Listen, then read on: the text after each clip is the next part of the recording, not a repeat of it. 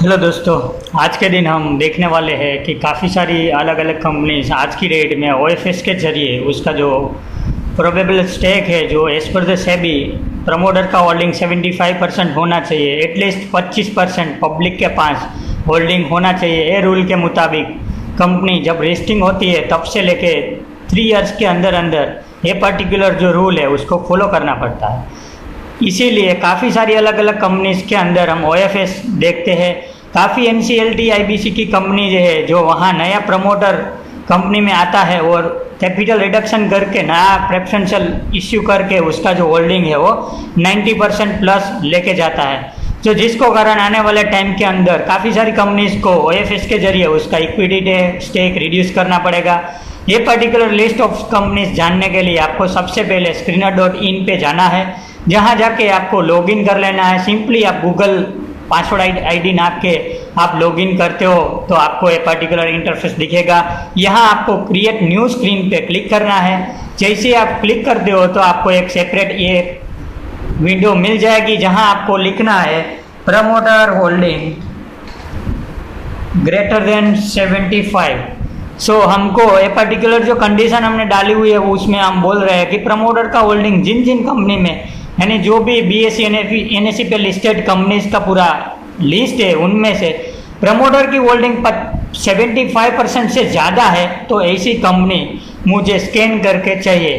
तो मैं जैसे ही यहाँ रन दिस क्वेरी करता हूँ तो मेरे सामने पूरा रिजल्ट आ गया है। यहाँ आप देख सकते हो 50 रिजल्ट फाउंड। बेसिकली 50 ऐसी कंपनी है जहाँ प्रमोटर का होल्डिंग मोर देन 75% दिखने को मिलता है। बेसिकली यहाँ प्रमोटर के होल्डिंग पे क्लिक करते हो तो आपको ये पर्टिकुलर एक ऑर्डर में होल्डिंग मिल जाएगा, जहाँ आप देख सकते हो KIOCL, जहाँ होल्डिंग है 99%। बेसिकली रुचि सोया का नाम भी 98% पे है। ऑर्चिड फार्मा रिसेंटली आपने देखा होगा कि बेसिकली प्रमोटर ने उसमें एक OFS के जरिए 375 का बेस रेट रख के OFS लाया है।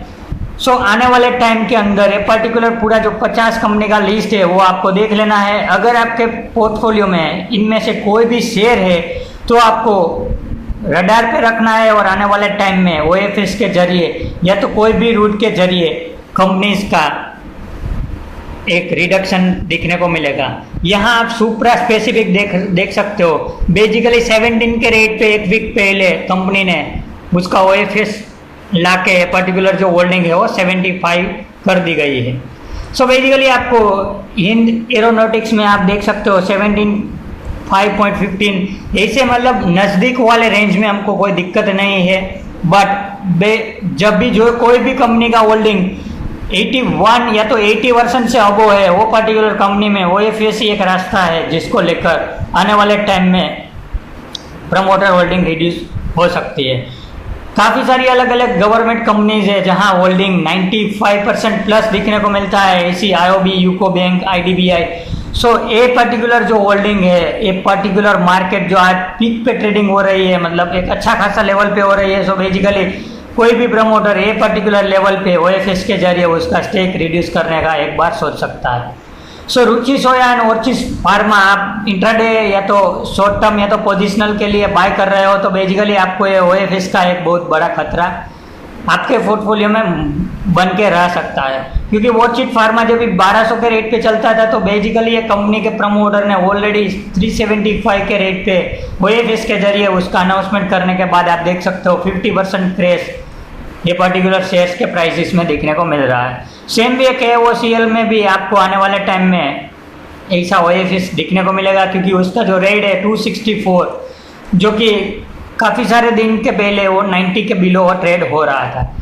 आपके पोर्टफोलियो में कोई भी कंपनीज है, आप लॉन्ग टर्म होल्ड करना चाहते हैं तो बेसिकली आपको OFS में एक बड़ा मौका मिल सकता है। और काफ़ी सारी ऐसी कंपनी है जहां OFS का रेट बहुत मतलब कॉम्पिटिटिव दिखने को मिल सकता है।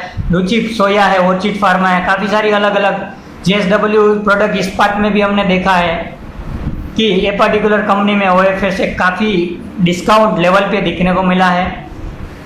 ऐसी कोई भी कंपनी आपके पोर्टफोलियो के अंदर है और आप लॉन्ग टर्म के लिए सोच रहे हो तो आपको ये OFS का एक बार सोच लेना है और OFS के जरिए आपको होल्डिंग इंक्रीज करने का भी मौका मिल सकता है। और आने वाले टाइम में ये पर्टिकुलर लिस्ट में से काफ़ी सारी कंपनीज हमको OFS के जरिए दिखने को मिलेगी। और एक और भी बात है कि काफ़ी सारी इलिक्विड स्टॉक्स है जहां हमको डे टू डे बेसिस पे हम ये कंपनी परचेज भी करना चाहते हैं तो हमको ये पर्टिकुलर शेयर मिल नहीं रहा है। सो OFS हमारे लिए एक ऐसा रूट है जहां हम पार्टिसिपेट करके वो शेयर एवेल कर सकते हैं। बेसिकली ये Supra specific was the one of this stock where highly illiquid stock था, उसमें OFS के जरिए प्रमोटर ने ऑलमोस्ट 5.5 लाख शेयर्स OFS के जरिए रिड्यूस किया और काफ़ी सारे रिटेल और HNI को ये पर्टिकुलर कंपनी में एंटर होने का मौका मिला।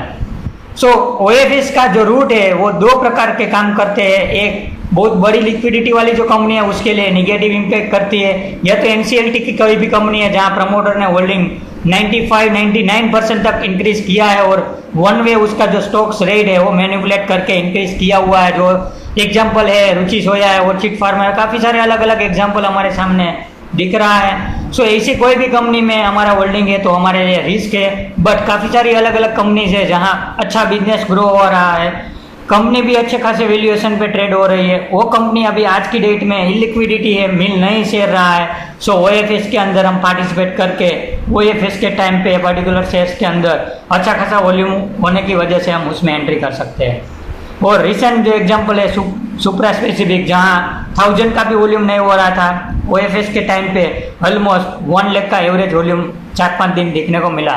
सो वो टाइम पे आप उसमें बिंदास एंट्री भी कर सकते हो और आने वाले टाइम में मल्टीपल रिटर्न भी गेन कर सकते हो। सो OFS आप एक बार अच्छी तरह से समझ जाते हो तो आपके लिए OFS अपॉर्चुनिटी बन जाती है।